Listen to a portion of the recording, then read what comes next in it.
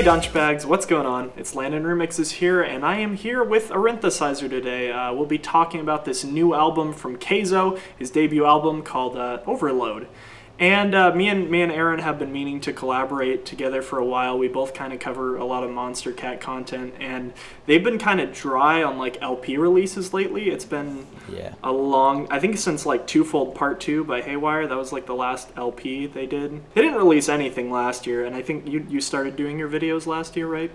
Yeah, I started around this time last year. So yeah, it's been hard. We've had a couple ideas like, hey, maybe work on this EP, but it's always, I don't know, it's always weird covering an EP when with another person, unless it's like my, cover it with the artist series. So, but here we are. We're covering this new Kayzo LP, and I'm sure knowing Aron, we probably both have very strong opinions about this album, and I do want to hear like your initial thoughts regarding the LP. I mean, like I mostly knew of Kayzo before this album from his Monstercat releases, like the Hard Dance, This Time, Dilapidation Celebration. I still can't stand Without You, but I'm honestly not sure how much of a Kayzo track that really is. But I was surprised to hear that this is mainly like on the dubstep side of things. Because of that, I do have a different opinion than a lot of people probably expect. But it's still like, it's not my favorite album, that has been released this year so far. But I did enjoy it more than I initially thought I would, because it's it changes itself up, and it's not really as just this timey and holy as. And holy-like as I thought it would be. Okay, that's interesting, because I kind of have like the opposite feeling of it. Like, I don't know. I've mentioned Kayzo's Hard Dance stuff numerous times. I was a big fan of Over the Edge that he did with Gammer, just because it was kind of different, kind of housey, kind of bouncy. And when you dive into Kayzo's stuff, he really does have like a fairly kind of diverse discography, I guess. He has a lot of different ideas going on. If you look back even at his old stuff or like the remixes he's done. This album, at least my first time listening to it, I got nothing like, but it's essentially the same formula every single song. Well, not quite every single song, because there are a couple decent tracks where he switches things up. I honestly expected you to like straight up hate this, because I know you hate BROSTEP, and that just floods so much of this album. If you've ever seen like a live set from Kayzo, he does like a lot of different kinds of styles of music and things like that. One of the things I thought was interesting the last time I saw him is he played this like section of his set where it was all like house music but sped up to like 150, 160 BPM, so it was like this deep kind of club sounding stuff, but it was just like super fast. Everyone's just like, what the heck? He just plays this like kind of weird, like kind of wonky rhythm stuff that's got sound design that's just super crazy. So I kind of expected going into this album that I was going to get a little bit more of a taste of that, a little bit more diversity, I guess, would be the thing. And it seems like, at least with the first few tracks on this album, it's basically like, and I'm going to mention this real quick, 8 out of the 11 tracks on this album, Micah Martin did the vocals for, and I don't know if you picked up on that. Like there's some 3 or 4 tracks he's not credited at all on, and then one of the tracks, in fact my favorite track on the LP, I gotta load this up for a second. All Right Then is featuring the Zealots, which is a band that he's the lead singer of. Right. But then, like, I don't know, it's just so much of him. Like tracks 2 through 9, he does vocals on every single one. I promised myself I'd make the joke that this album should have been called Micah Martin Overload instead of just Overload. The same general formula, at least on the first few songs. You've got kind of a epic little rock vocal. You've got, I think, Devin Oliver's from I See Stars, the band. I could be wrong about that, but I don't know the first vocalist. So. The first time I heard this song was actually the last time I saw Kayzo. He's like, "Who's ready to hear my new single?" And I was like super hyped, because it was like, I'm gonna hear the first single from Kayzo's album, and then it ended up just kind of really falling flat for me with that kind of dry BROSTEP drop. And I do like the fact that Kayzo kind of switches things up in the first couple tracks, where he's able to kind of switch out of that BROSTEP and into like the kind of psy-trancey sound toward the end of it. I enjoyed those sections a lot. But other than that, I feel like so many of the songs in this album are just kind of the same formula. Big epic vocal, like rock vocal, dubstep drop, more epic rock vocal, and then like hard dance side drop. And it's like, I just have a really hard time enjoying it too, because it doesn't really have like necessarily an album flow, really. It's like a bunch of singles just stacked up on each other, and they're all kind of generally going for the same sound too. I think I agree that like the whole Micah Martin thing is a little formulaic. Personally, I like Follow You a lot. Actually, it's one of my favorites because the vocals, especially near the beginning, are like melodic, and I like how the vocals sort of create their own melody. It's very catchy, I think. Of course, the side trance parts, not necessarily my favorites, but you know, in terms of like BROSTEP, it's okay. It does fall under a lot of tropes, and that's the thing about this album, is that basically, you know, whatever Kayzo does on this album, it sort of falls under the tropes of that genre. Like there's a drum and bass song on here somewhere, and I think that also falls under a lot of tropes. It like, you know, with just the vocals and the instrumental, everything is you know, nothing really does anything out of the ordinary. I do like the sound, and I do like how it's sort of like the same style put into a whole bunch of different, I guess, ideas. Like each track does have some little flair to it, in my opinion, that makes it feel a little bit different than the rest of the tracks on the album. But you know, I think I agree with a lot of what you said about that. Yeah, one of the things kind of going off of that is the track, I think it's called Right on Time. That particular track sounds to me like a ton like Rez, straight up. Like I don't know how much Rez you listen to, but I heard this and I was like, wait, is this like a collaboration that I wasn't seeing or something? It's just like so up her alley. But Kayzo is able to add a little bit of his own flair to that, which I was a fan of, and I think overall probably one of the more enjoyable tracks for me, just because it kind of breaks out of that 150 BPM BROSTEP hard dance kind of sounds. One thing I did want to mention in regards to, I'll be straight up, like I really only like a couple tracks on this album. I think Follow You is decent, like you said. It's got some great qualities to it, but one of the things I think that really kills this album for me is the mixing. And a lot of that can be seen, I think you might have mentioned it in your Dilapidation Celebration review, how Micah Martin's vocals are just really like a little tinny and like kind of high-end treble kind of stuff. Someone had mentioned that, but I don't know if it was me, but I agree with that. And that kind of returns on most of the tracks here. Like it's something about the mixing. Like I really like his voice. In fact, have you listened to Pendulum at all? Yeah, a little bit. Okay. Micah Martin kind of reminds me of Rob Swire a little bit in the way that his vocals are done.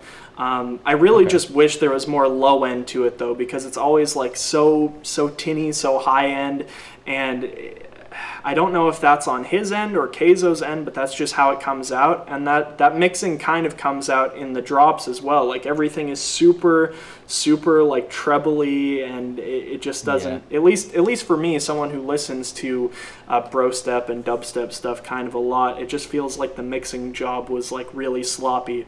And then you can especially tell because then you go into the drops that have more of a psytrance sound, more of a hard dance sound, and things actually start to sound normal again. It's like, okay, this sounds good, this sounds right. Like the low end is mixed really nicely, everything sounds okay, but on the BROSTEP drops, I just had a really hard time really enjoying many of them. So I ended up generally enjoying the tracks more that focused more on the hard dance sounds, and that's probably just because it seems like that's what Kayzo's more used to, more down his alley, more what he's able to do. I mean, I was actually really frustrated by the mixing in a couple tracks, actually.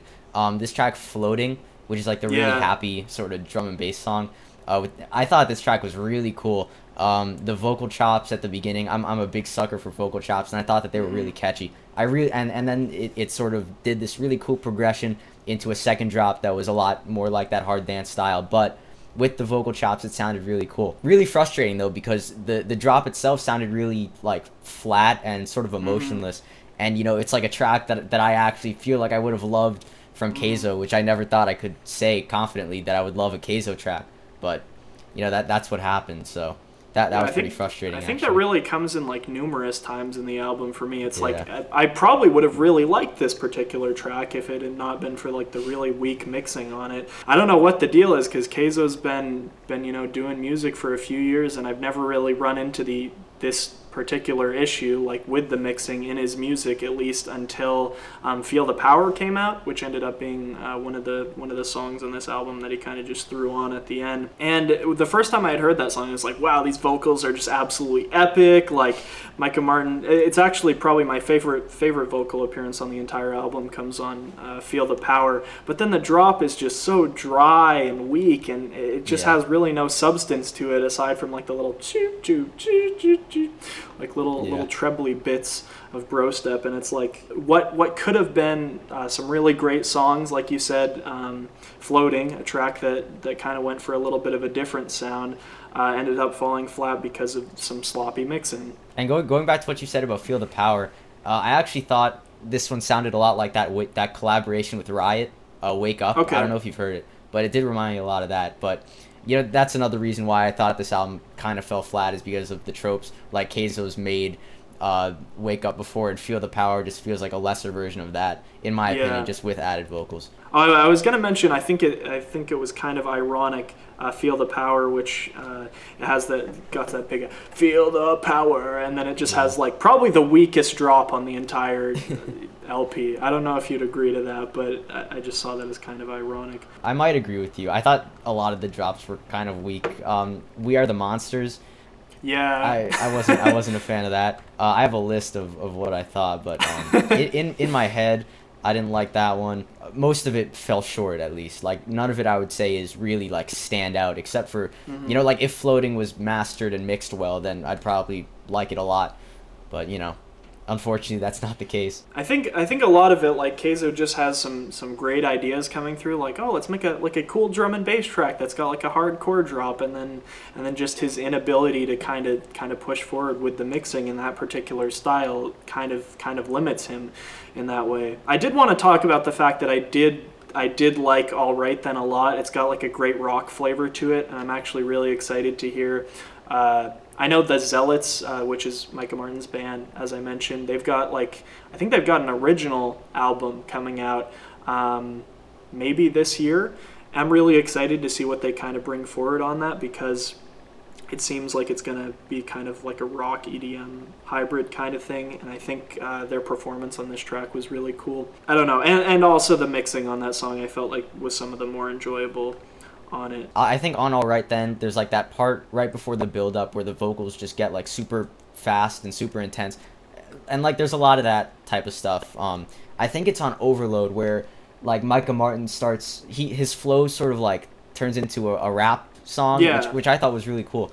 There's a lot of little flares like that, which sort of make the album a little bit more interesting to me. But I think for the large part of this album, like the ideas are kind of there, and the mixing is kind of there, but nothing really stands out to me. I think I forgot to mention the fact that I actually think Overload is a fairly enjoyable song, and I probably would have enjoyed it more out of this album if Kayzo would have had less of Micah Martin just doing kind of super similar vocal appearances on most of these tracks. I like Overload a lot. I think its first drop is probably the most, out of the dubsteppy drops, this is probably the most enjoyable one for me, just because it kind of has a different like lead sound than I've ever really heard. It's got it's got kind of like a gritty sort of sound to it. It's just weird and kind of wacky and different. I enjoyed that, even if the mix wasn't necessarily great on that one. It didn't particularly, I guess what I'm trying to get at is that it didn't particularly remind me of anything by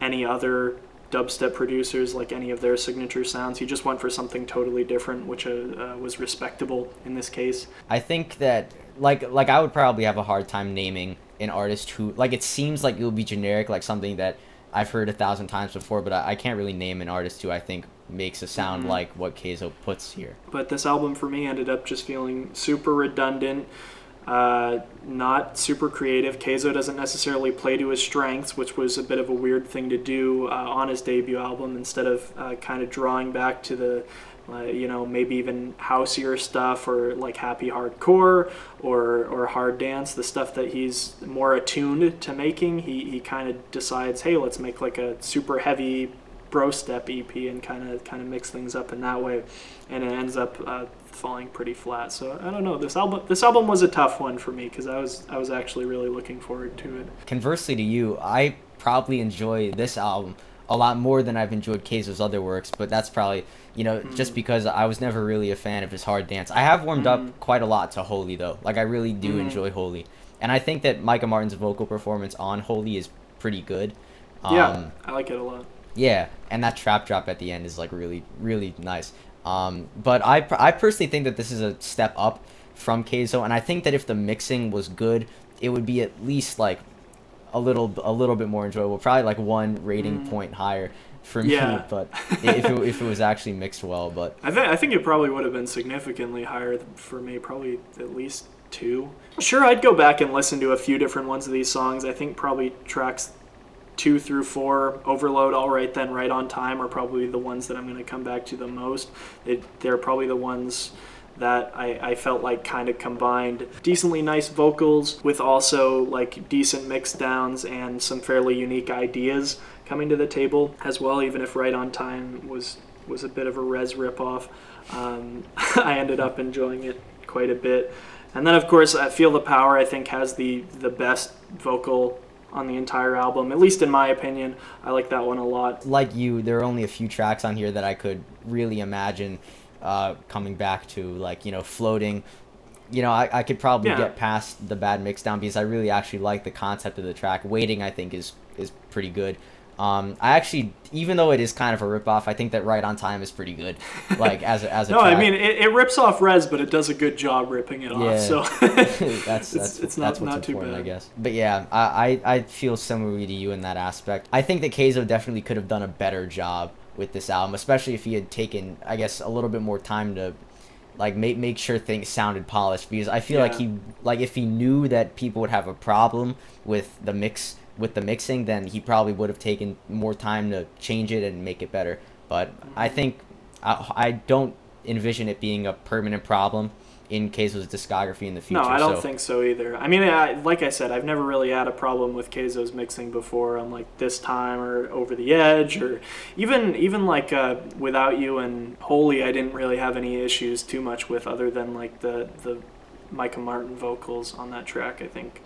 But for Overload, I'm probably feeling like a strong 3 to a light 3.5 out of 10. What are you thinking? I'm feeling a 5. 5. Yeah. Not too bad, not too bad. Anyway, I hope you guys enjoyed this little review. Special shout out to Aron for featuring on today.